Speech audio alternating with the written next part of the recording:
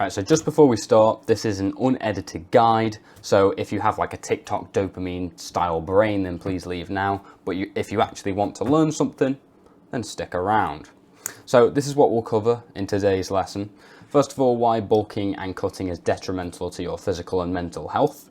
The alternative to bulking and cutting that I find is so much better.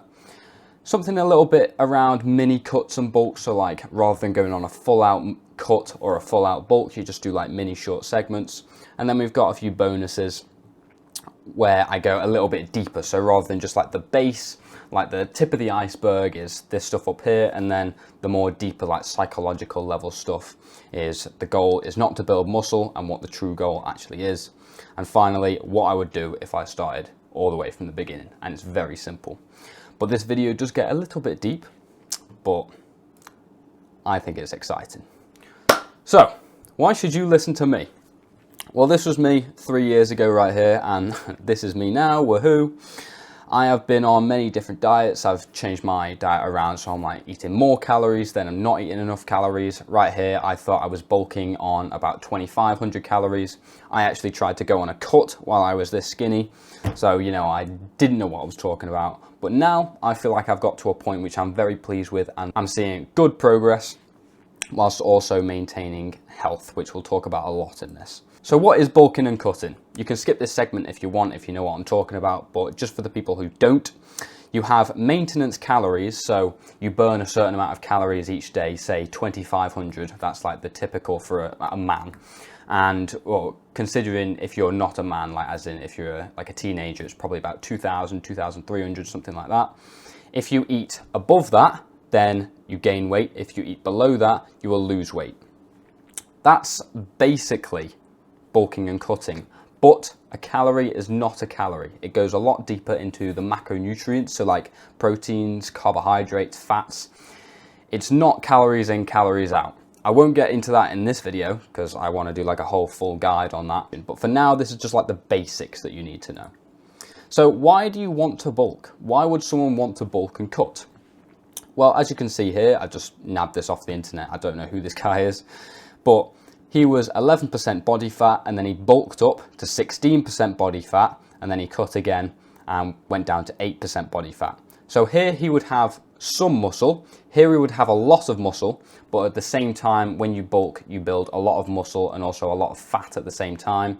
And then he shreds the fat and is just left with the muscle, essentially. So you gain muscle a lot faster than just not bulking. If you bulk compared to staying at like a maintenance level, then you gain muscle a lot faster. Your strength will increase a lot, obviously, because you're on a bulk and because you're gaining muscle, sorry. And you can sort of eat whatever you want while you're on it. That's what most people say. Like, you know, the dirty bulk or whatever, where you can basically just eat loads and loads of food. But I don't agree with that. We'll get onto that in a minute. And why cut? You look good. That is literally it. There's no other reason that people cut apart from looking good. So why is this bulking and cutting cycle bad? Because what most people do is they continually do this throughout their life. So they go on a bulk and then they look bad, but their muscle and strength and all that stuff is up, and then they cut to look good. But why is it bad? Well, when you're bulking, you are not physically fit. You couldn't just go and like do a marathon right now. Like this guy couldn't do a marathon, right? Also, it promotes a lot of unhealthy eating. Because you're trying to get certain calories and macros in, I remember lots of times I get like a Domino's pizza and say, oh, but it's got like 40 grams of protein and like 700 calories, it's perfect. And it is good for a skinny kid who's trying to bulk up.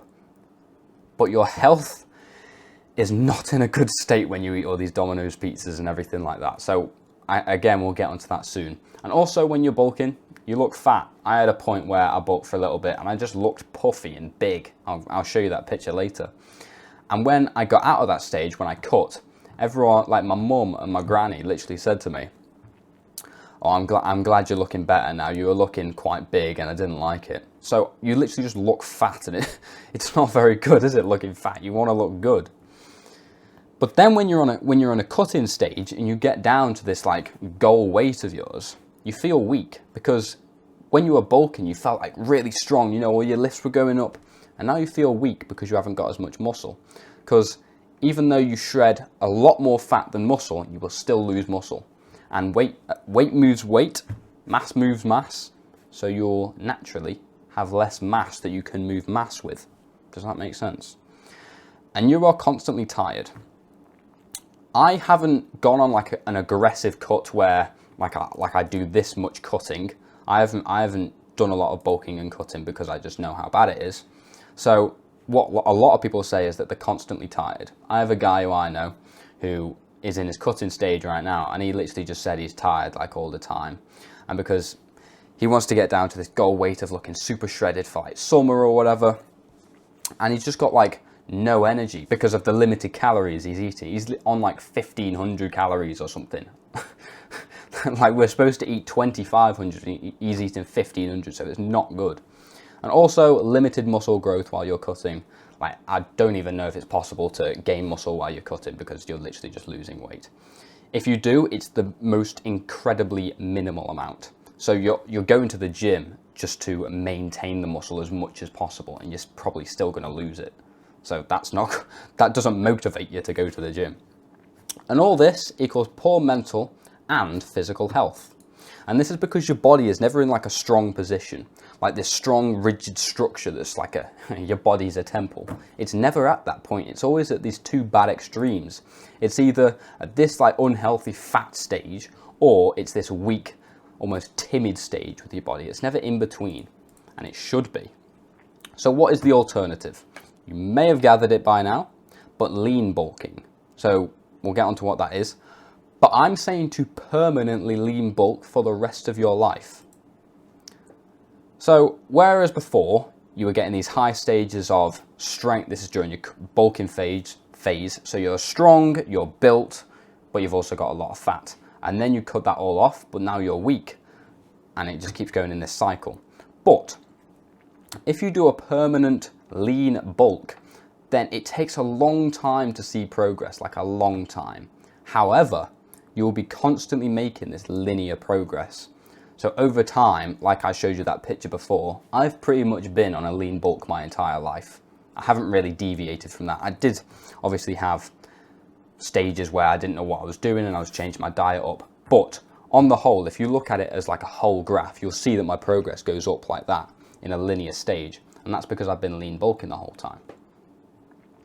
And this allows for 4 different things, which are just so much better than what we had before.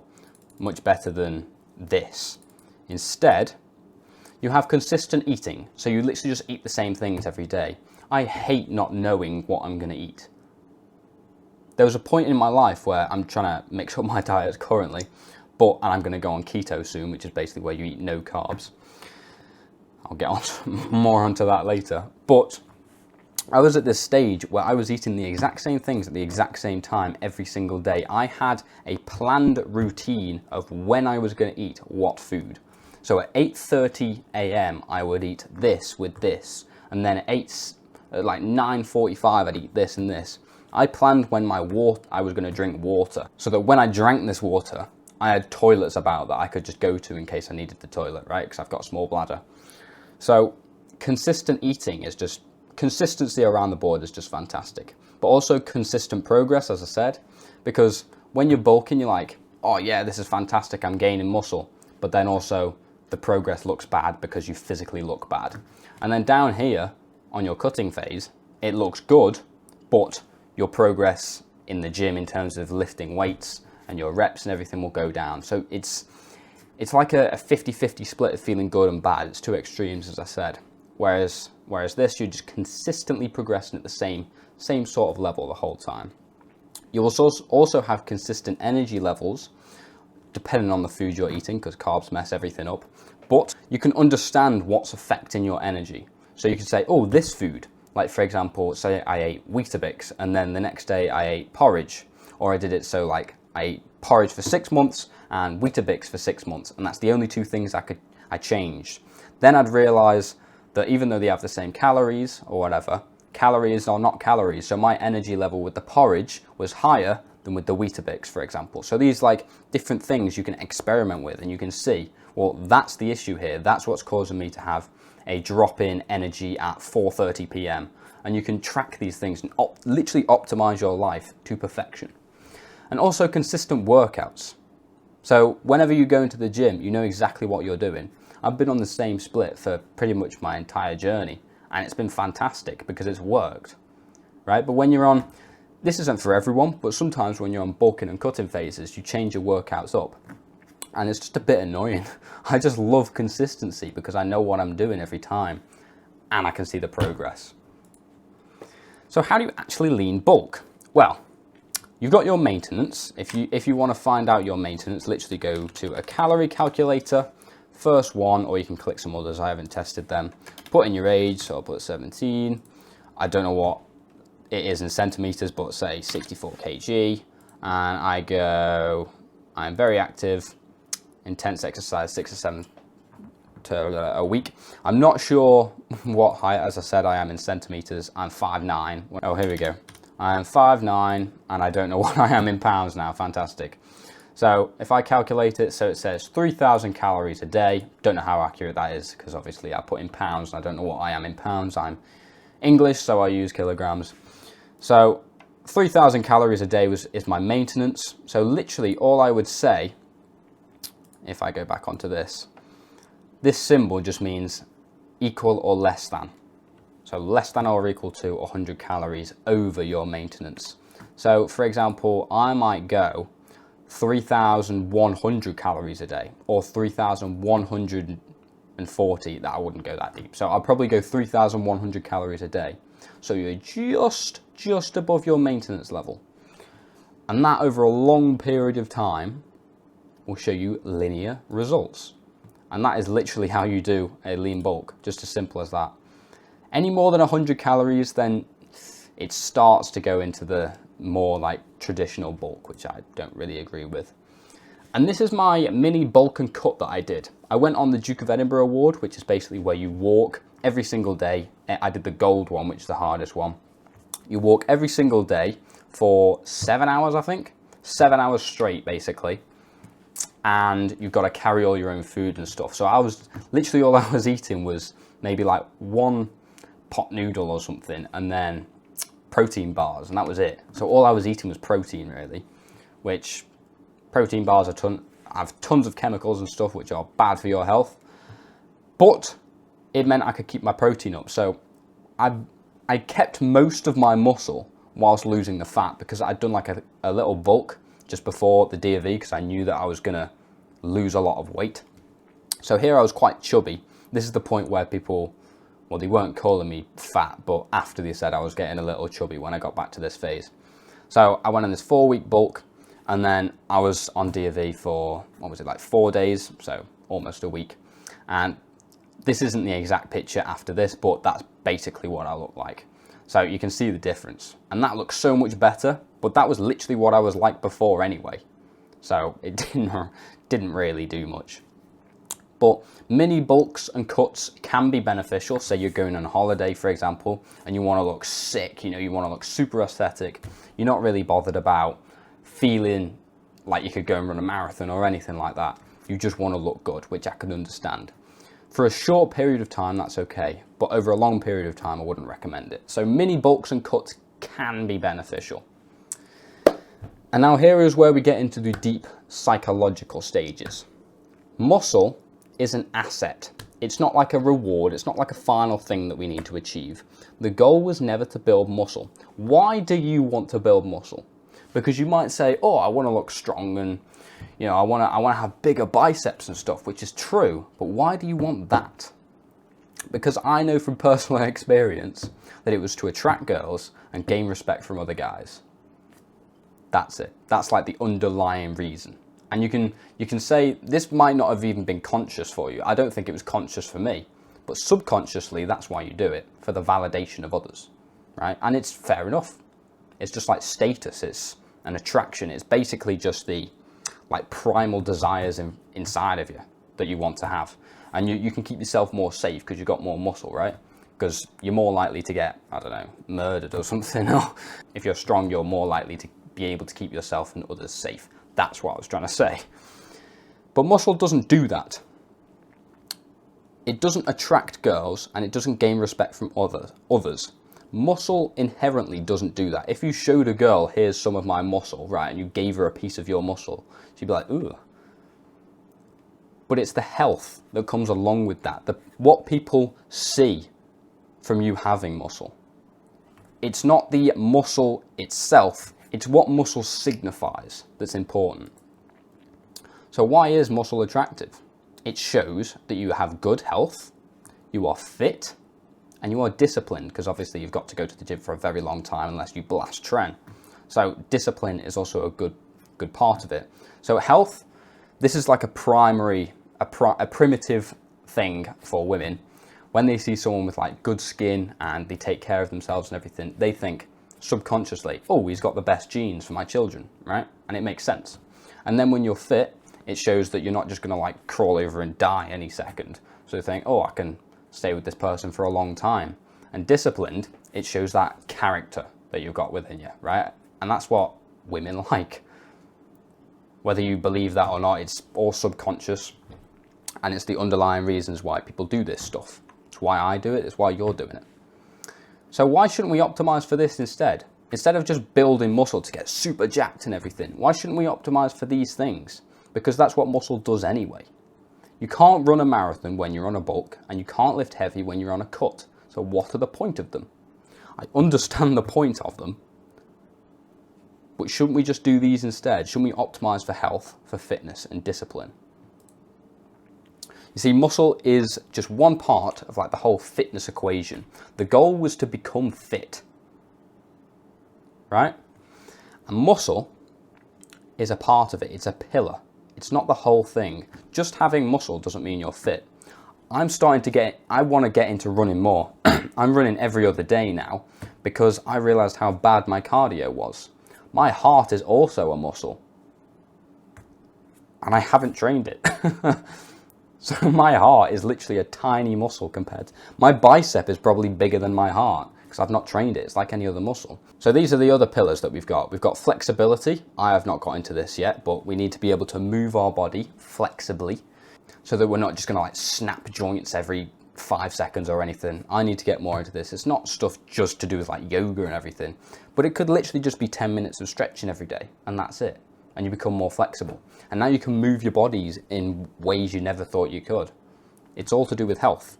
Cardiovascular health, as I just said, my heart. Now I can well, I can't run a marathon yet, but I will be able to run a marathon if I keep training my heart, progressively overloading my heart to the point where it literally gets bigger. It's called cardiac hypertrophy. It's the exact same way you build muscle because it is a muscle.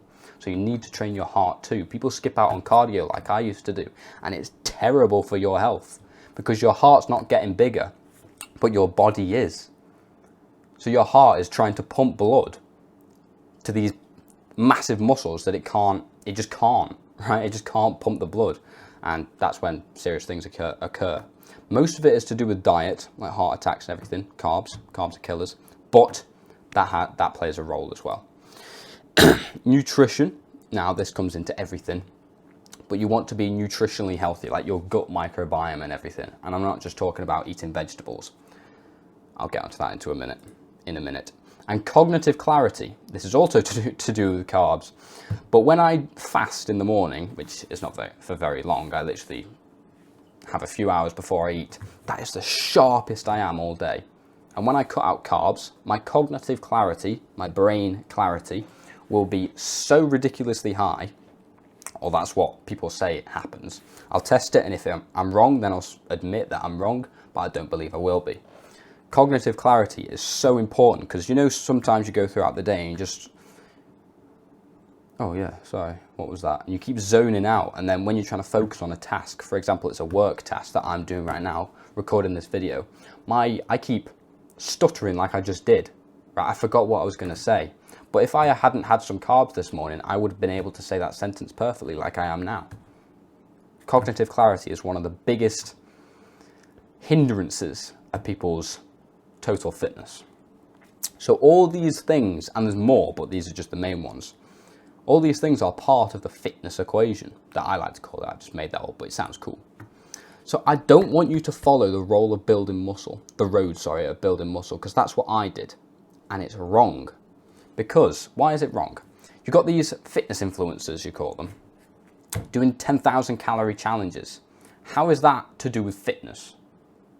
I get that it's building muscle, but look how many like seed oils and bad chemicals and loads of sugar and bad fats are on this table right now, and he's putting this into his body and sharing it to the world like it's a good thing. You're having like a cheat meal, then you're having a cheat day, then you're having a cheat week. Say cheats are called cheats for a reason. They're not supposed to happen. You're not supposed to cheat. Same with like people who take steroids, like these two people, like I think his name's Togi or Toji, something like that. He just blasts steroids and just shows it to people to say, look how cool I am. I'm not saying his personality's bad. I think he's quite a charismatic guy. But it's such bad advice for people, and people are listening to it. I know a person who's on steroids who's my age. They're not like proper steroids, but they're like partial steroids. They're growth hormones, which is just ridiculous. And then you've got Sam Sulek, who's such a sound guy, but he's drinking like gallons of chocolate milk every day. Like, that's just not good for your health. What are we optimizing for? Not muscle. Muscle will come with fitness. Your health cannot be a detriment to your fitness. So if I had to do it all over again, I would eat up to 100 clean calories over my maintenance, and that is it. That is literally it. And just before you go, I have a paid product for people like you who want to build an aesthetic but also fit and healthy physique. So if you want me to literally hold your hand through this process, through this journey, so that you literally cannot mess up, it will be impossible for you to mess up, then click the first link in the description and I'll see you over there. Good night.